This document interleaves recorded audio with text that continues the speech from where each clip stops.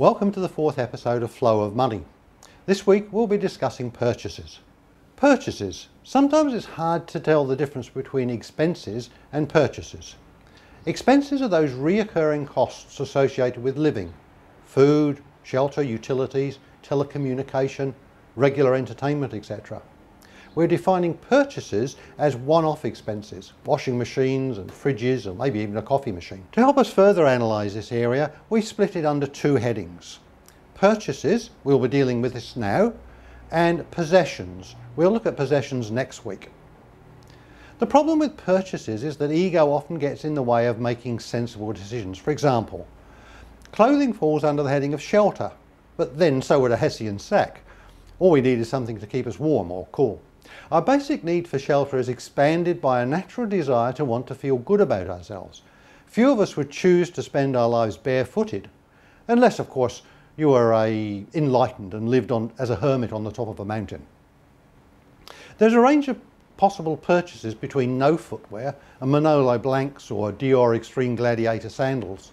Our choices need to reflect not only can we afford it, but the opportunity cost.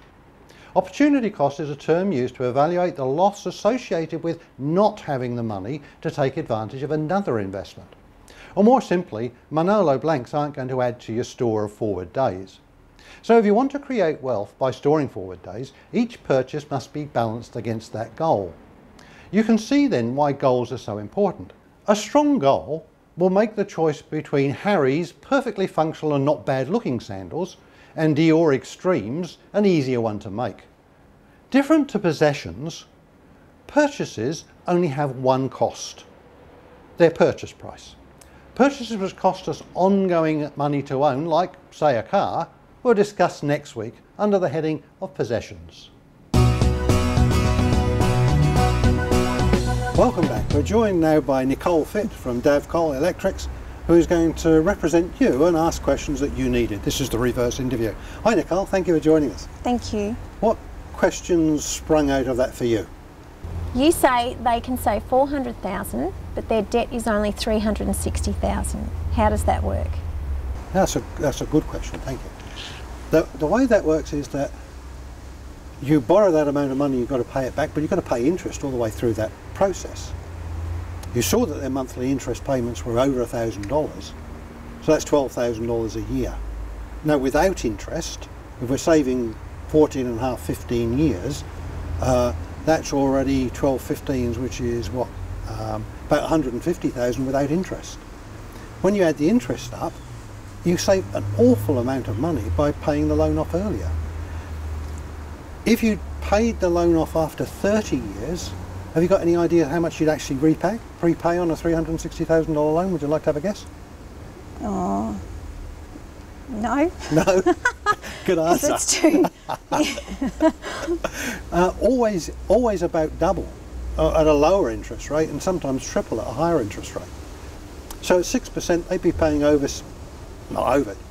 just under 750,000. So they'd be paying back $750,000 on that loan.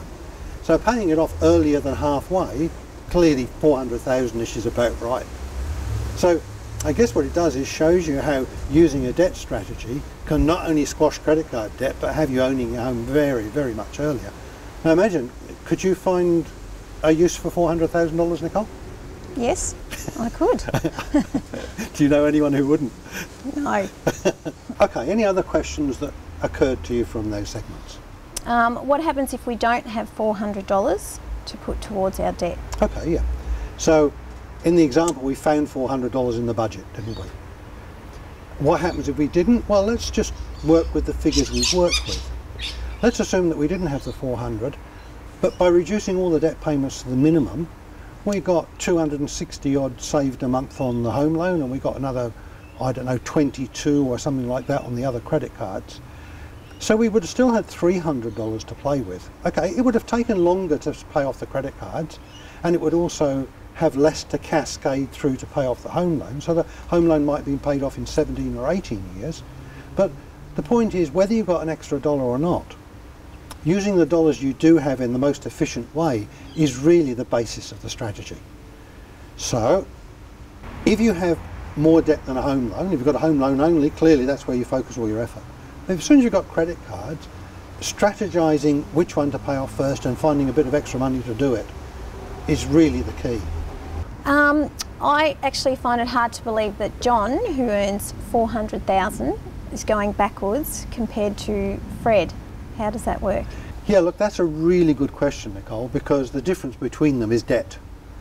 John has a $1.2 million debt on his home, $800,000 debt on his investment property, so he's got $2 million worth of debts on properties that's only worth $2.3 million. So his loan to value ratio, as Karen told us, is around 87–90%, which is high for most people to manage. Add to that the fact that he's got his car. Now his car is costing him, what, $6,666 a month to drive a Porsche. I mean, we all drive Porsches, don't we?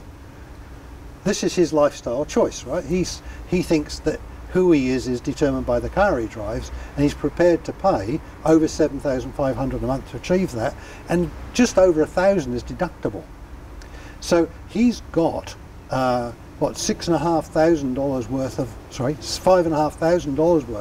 of payments on his car that are not deductible. Now that's about $60,000. If he was to dump his car, well, he'd probably find that he could service his debt. Also, it's not his lifestyle choices other than the car that are too difficult, because both Fred and John are spending about 13% of their income on entertainment. I measure 13% of 450,000 is a hell of a lot more than 13% of 95,000, but I suppose you could say that's about right. John could maybe spend less on tuxedos and women, but hey, again, that's probably as important to him as a Porsche. So who knows? But Fred, you know, he's got his stuff together, hasn't he? John's going backwards by $35,000 a year, which gives him no ability to control debt at all. Fred's going forward $35,000 a year, which is why he's probably in a very much better debt situation. So the reason why your question is so good in this segment about debt is that really, most of people's problems is the fact they live outside of their ability to fund it. And that's absolutely true in John, right? He's spending $35,000 more a year than he's earning. He's made some lifestyle choices which he thinks that represent him that he can't maintain in terms of money, even though he's earning a squillion. It's not enough. I think you would know people, and anyone who's watching would know people who earn $1 squillion a year yet always seem to have no money. And it's not a surprise. I mean, if you earn $1 squillion a year, a $6 bottle of wine at your meal isn't going to be good enough.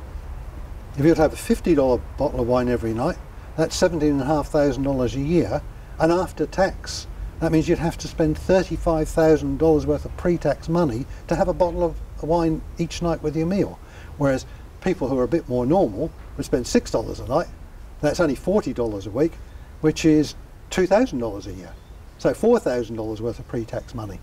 And even that sounds a bit excessive, doesn't it? Mm. Maybe you should make your wine last 2 nights. Yes. Look, Nicole, thank you very much for joining us. Your questions have been superb. They've really allowed us to tease out some important issues in relation to that. So thank you for joining us very much. Thank you. You're welcome. And thank you for joining us very much. You know the drill. If Nicole hasn't asked the questions that you wanted answered, go to the website and put your question on the blog. And don't forget, you can win an iPad for the best question. So we'll see you next week, where we're dealing with accumulation.